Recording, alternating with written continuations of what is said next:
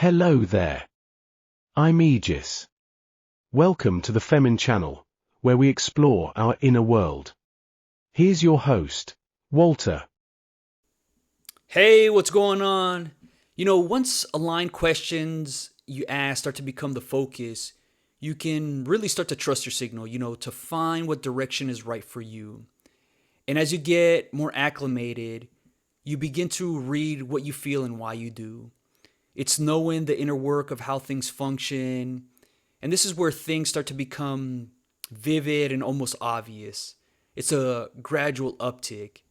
This is the chapter of orientation, where a person remembers the language they were fluent in as a kid, the language of internal signals.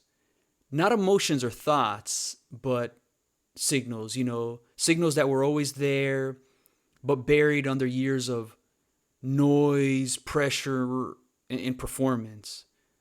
Orientation is the moment you stop treating your inner world like a mystery and start treating it like a map. I remember once watching these guerrilla trackers teach others how to find the troop deep in the forest, and it can take weeks or even longer to catch a glimpse. And what struck me was the way the person taught. He didn't hand out rules or give rigid steps. He didn't speak in absolutes. He said things like, watch for subtle trails, notice the branches on the ground that are snapped.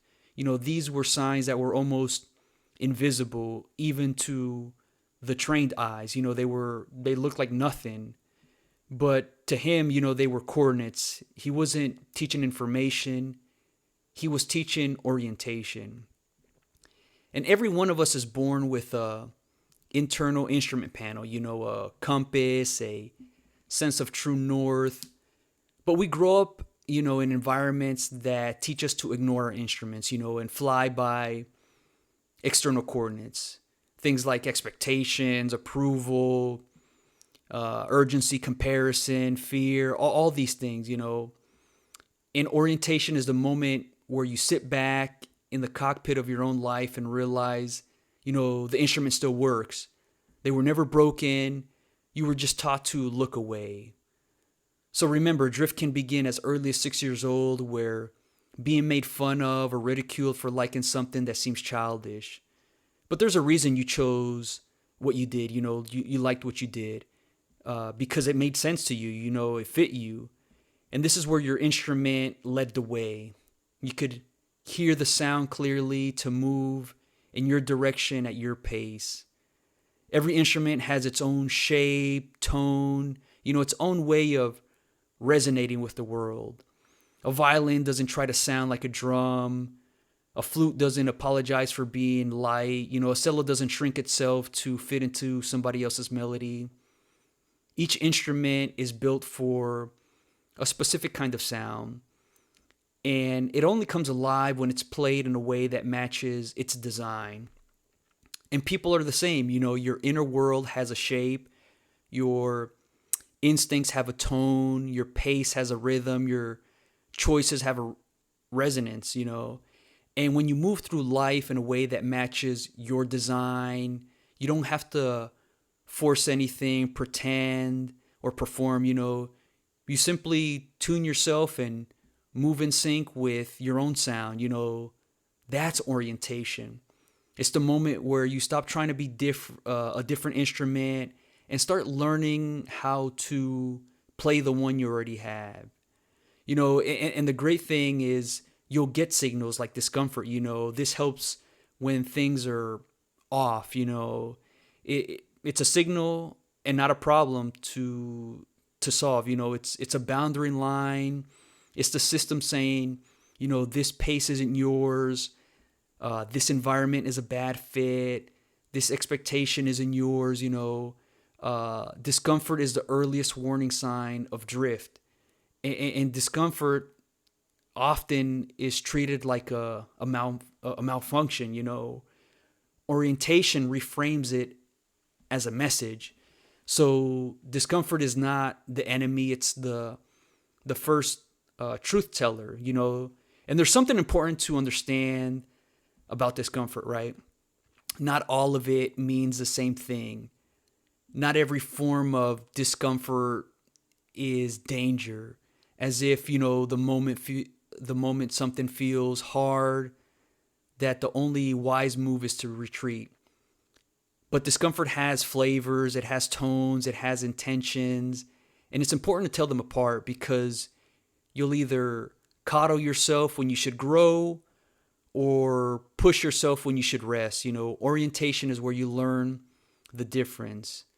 So some discomfort comes from, fear of effort, fear of exposure, fear of being seen. It feels like, uh, kind of falling apart, wanting the world to get smaller, wanting someone else to take over. This is discomfort that pulls you away from life. It's not protecting you. It's avoiding something that might actually grow you. This is the discomfort that keeps you small. And then there's the discomfort that comes from too much, too fast, too soon. It feels like your system is overloaded, your clarity is hitting, your instincts just not working properly. This isn't avoidance, it's just capacity, and retreating here isn't coddling, it's a wise move. It's the same way a tracker steps back, when the forest goes silent, not because he's scared, but because the environment is telling him to, pause. This retreat protects your ability to move forward later. And then there's the discomfort that comes from truth, from alignment, from stepping into something that matters. It feels like stretching, expanding, awakening, being slightly ahead of your old self. This discomfort is not a warning. It's a signal. It's the tracker following a faint trail. The broken branch.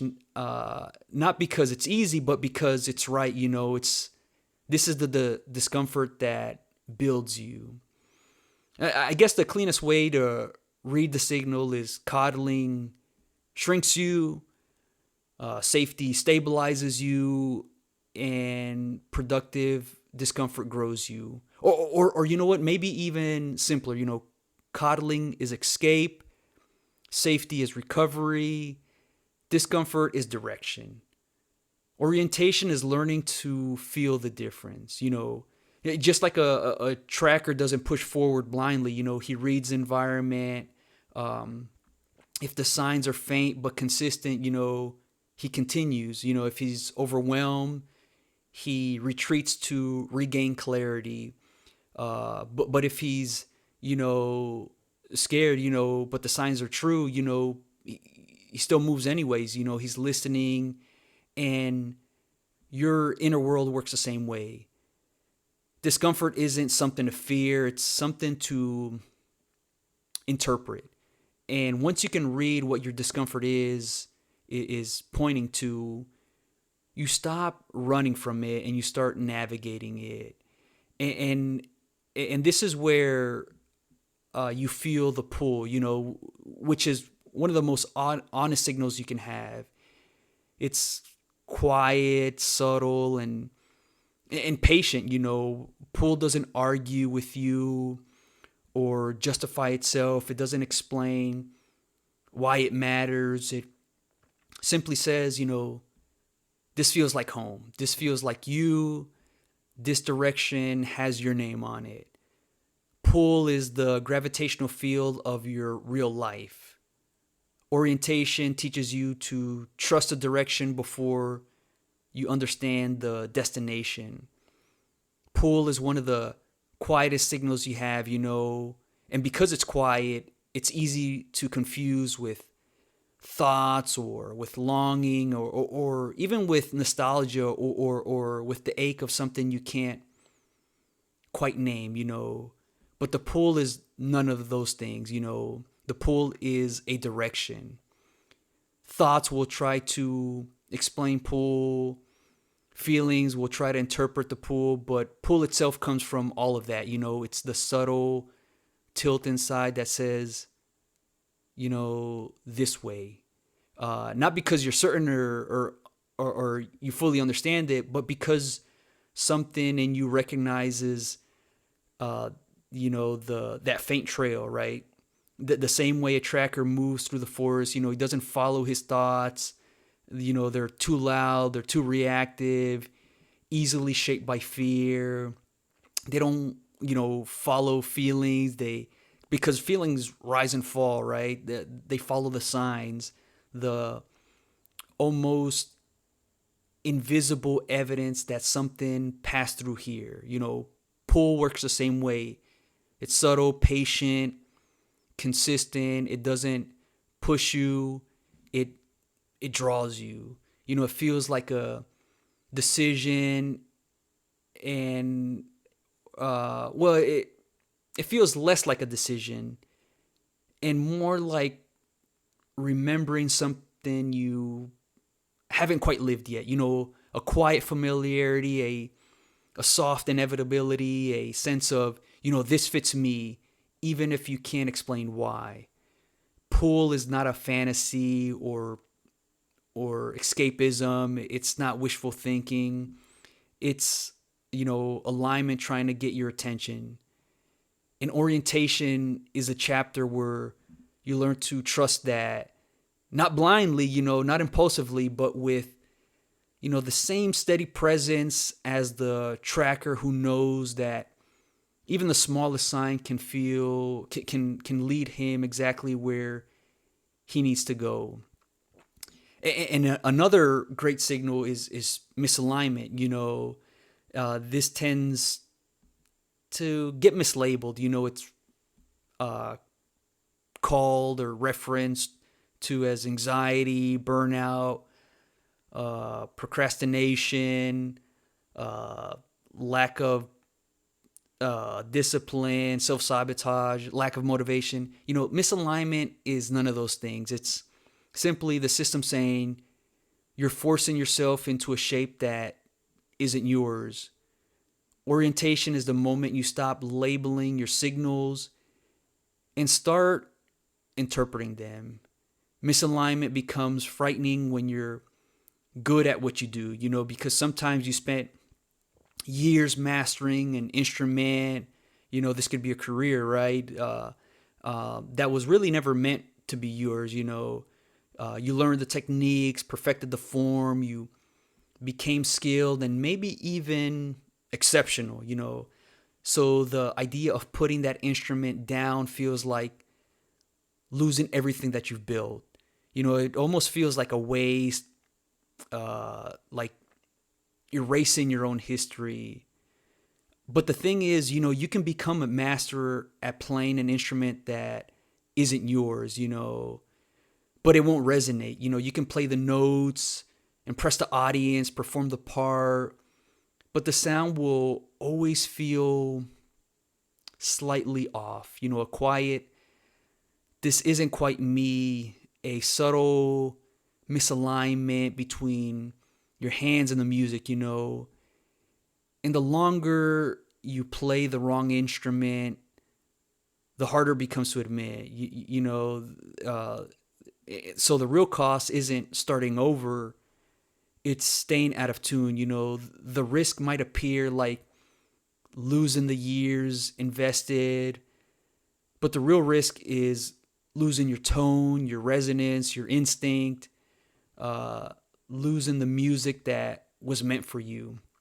So misalignment doesn't drain your energy. It drains sound, the sound of your real life. And what's really interesting is picking up the right instrument isn't starting from zero. It's just basically starting from resonance. Everything you learned prior, the rhythm, discipline, sensitivity, timing, all that comes with you. Nothing is wasted or lost. It all transfers, just like a musician can spend years mastering the wrong instrument, but the moment they pick up the one that matches their shape, they're in tune, right? Not because they're starting over, but because they're finally aligned, And alignment doesn't erase your skill, it reveals your sound. It's like a mountain that looks daunting, but uh but it's because imagine the climb to the summit, right? It's probably going to require a different path, but uh it's a different pace, a different beginning, but you don't retune your entire life all at once, right? You tune one string at a time. It's just like the tracker follows one small hint at a time.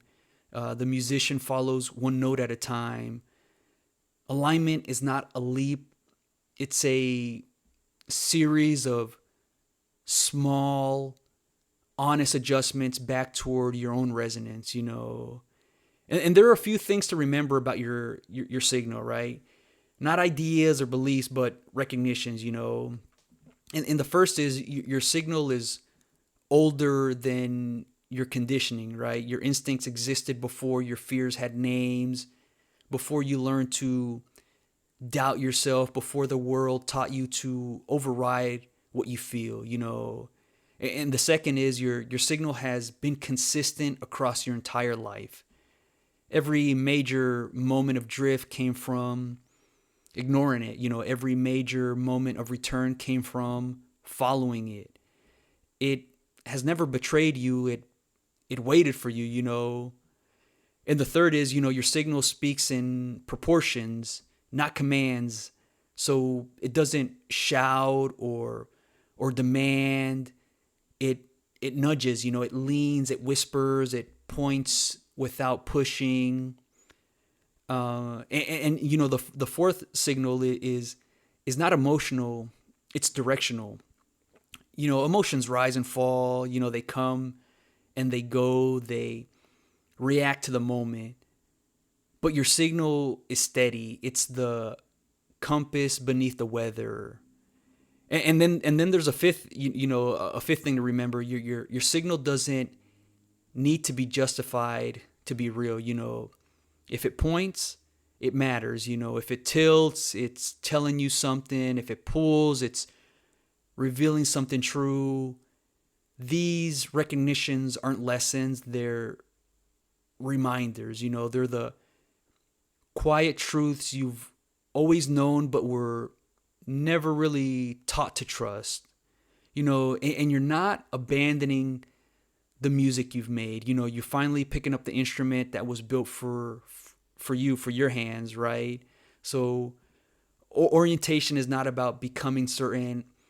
It's the moment you stop asking, what should I do? And you start asking, what's my signal saying? It's the moment you stop trying to fix yourself and start trying to hear yourself. It's the moment your internal compass comes back online and you realize it never stopped.